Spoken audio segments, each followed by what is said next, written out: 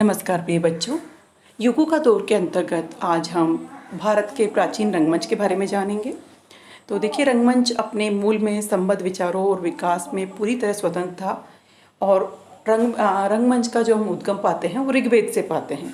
उसमें जो ऋचाएँ हैं और संवाद है उनमें हम खोज सकते हैं और एक हद तक नाटकीयता है।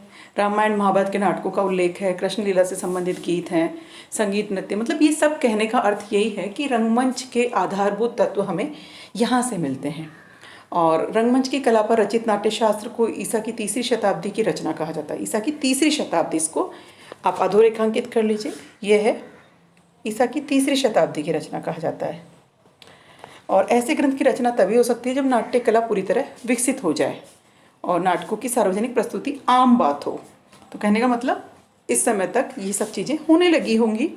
अब देखिए, नियमित रूप से हम देखते हैं कि उस समय संस्कृत के नाटक ईसा पूर्व 3री शताब्दी में पूरी तरह प्रतिष्ठित हो चुके थे। जो नाटक हमें मिले हैं उनमें रचनाकारों नाटकों का अक्सर हवाला भी दिया गया है।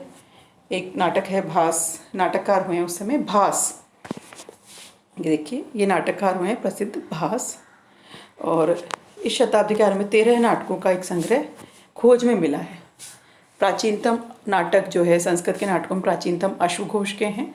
वह ईस्वी सन के आरंभ के ठीक पहले या बाद में हुए हैं। मतलब ये मान के चलिए ईस्वी सन के आरंभ के ठीक पहले या बाद में। ये ताड़पत्र पर लिखित पांडुलिपियों के अंश मात्र है। आश्चर्य की बात यह है कि गोबी के रेगिस्तान की सरहदों और तूफान में भी मिले हैं ये।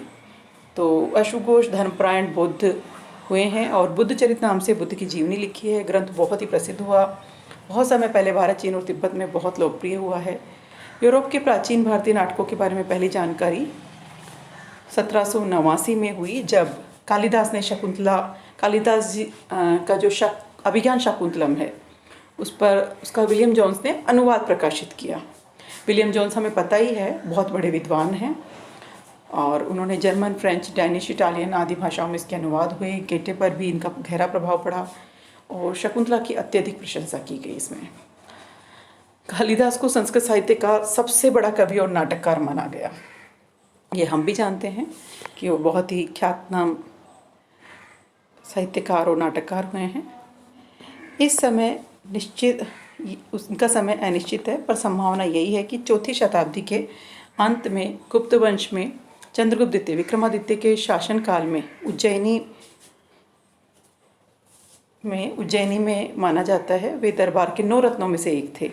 उनकी रचनाओं में जीवन के प्रति प्रेम और प्राकृतिक सौंदर्य के प्रति आवेग का भाव मिलता है। सभी रचनाएं उत्कृष्ट कोटि की हैं। एक लंबी कविता उनकी मेघदूत है, खंड काव्य है। और इसके साथ ही काफ़ी पहले और कालिदास से संभवतः काफ़ी पहले बहुत ही प्रसिद्ध नाटककार शूद्रक मृच्छकटिकम भी हमें देखने को मिलता है। और ऐसे ही 400 ईस्वी के लगभग चंद्रगुप्त द्वितीय के शासनकाल में एक और प्रसिद्ध नाटक लिखा गया, विशाख दत्त का मुद्रा राक्षस। यह विशुद्ध राजनीति नाटक है। और राजा हर्ष, जो कि 7वीं शताब्दी